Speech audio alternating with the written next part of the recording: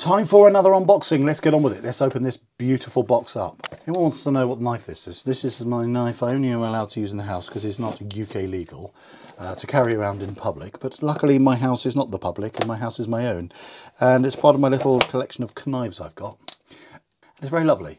It's a Spyderco Para 3 lightweight. Very nice indeed. Lovely action. Really good knife. Anyway, this is not a knife review. This is an unboxing. I was sent this very kindly by Phoibos, and I'm eternally grateful. Everyone who's watching this and goes, he's sponsored, he's bound to be positive because they send him freebies. You are probably right. But if you watched my reviews entirely from beginning to end and listen to everything I say, you'll know that I don't just give 100% glowing reviews. I have fallen out with brands before and I've not reviewed any of their products because of my honesty.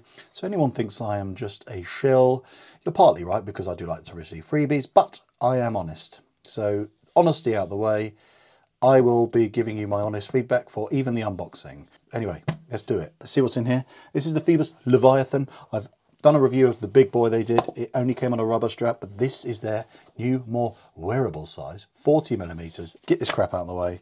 Already, I can see that is a glorious size. That is the right size for many, many people.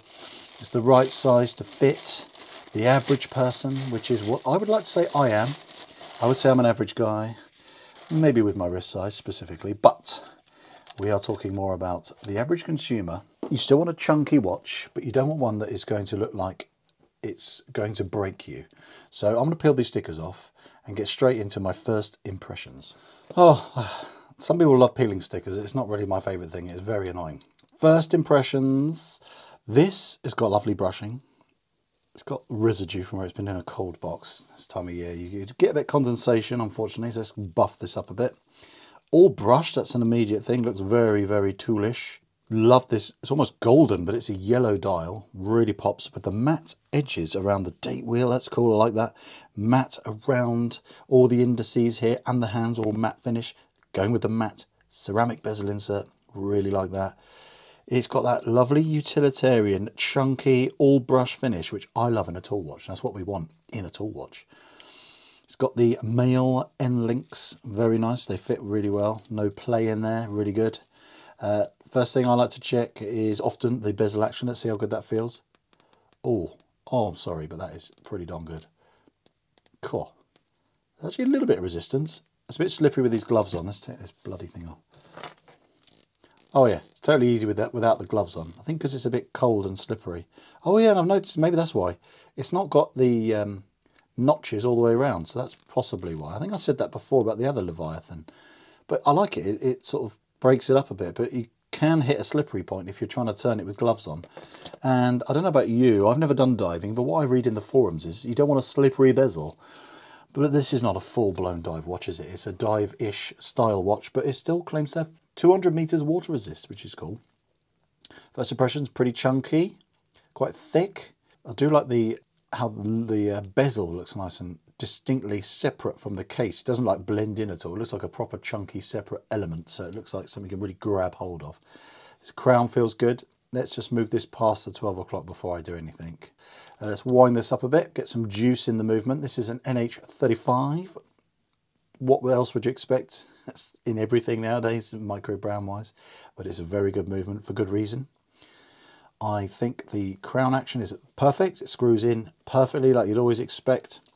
I like all the details they do on these watches. The kraken and the crown. Love the kraken on the case back. I love it when they do this. And what is good, I think the case back looks really flat. First thing I noticed as well, it doesn't have a big domey lumpy bit in the middle. So I'm wondering how well this will wear. And it's got some chamfering going on under here as well, which might help the comfort and the fit. And it helps reduce a little bit of the slab-sidedness that you can get with this. So imagine if they didn't have this chamfering going on here, it would look really slab-sided. But I like that, you know what? And I'm dubious about it not having female end links, but let's get this on wrist and see. I haven't taken any links out. I'll do that when I do the full review. But it wears very nicely on my wrist. I still think it would have been nice if it had female end links, but on my 7¼ inch wrist, it wears really well. And I think the way these lugs can form down means it wears snugly and neatly around the wrist. I think that's a good start. Plenty of links I can take out of there. Look, I mean, this is not going to be a problem for people with up over 8-inch wrists, I don't think. One thing I noticed, which immediately concerned me when this watch was on its way, and I saw that on one of their other new releases that they're doing another version of, it comes with an on-the-fly adjust clasp. And as a diver, I've always said it, they are listening. Where is it? On this one. I think it'd be great if they did it on this one. This is meant to be a diver, isn't it?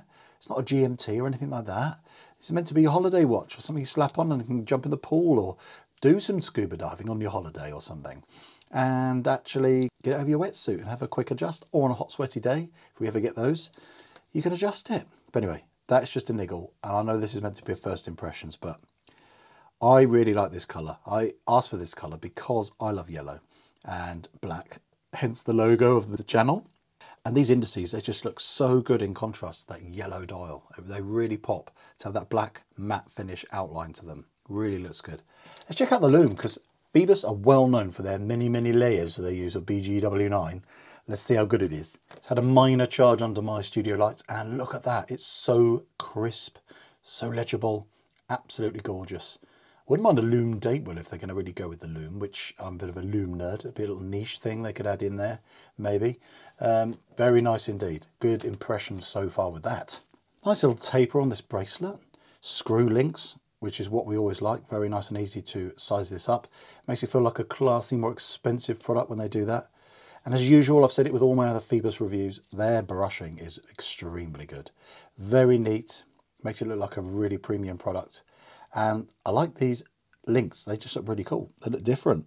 And I think it's going to be really nice, comfortable watch to wear, because it doesn't have that bulk and heft of the bigger Leviathan when they did that. That was way over 40 mils, about 44, 45 mil. Bit too chunky for me. I felt it was a bit too heavy and kept clonking on my bone there. And I did say that in the video. But this, let's see. This is just an unboxing and first impressions. What are your first impressions of this? They've got other colours coming. It's going to probably be around 300 euros-ish. There will be import taxes. Depends where you are in the world. They have Phoibos Europe, Phoibos.com. So don't get cross at me if I don't tell you how much it costs in your country, because believe it or not, I'm privileged to say people from all around the world watch this silly little channel, and I thank you for that. But anyway, if you like unboxings, and this is just one of a few I've done, check out one of my many others. I've done loads. Do check them out. I just try and I don't script it. It's probably very obvious that that's the case. But do have a look. See what you think about my other unboxings. And it'll be a pleasure to see you again. Bye for now.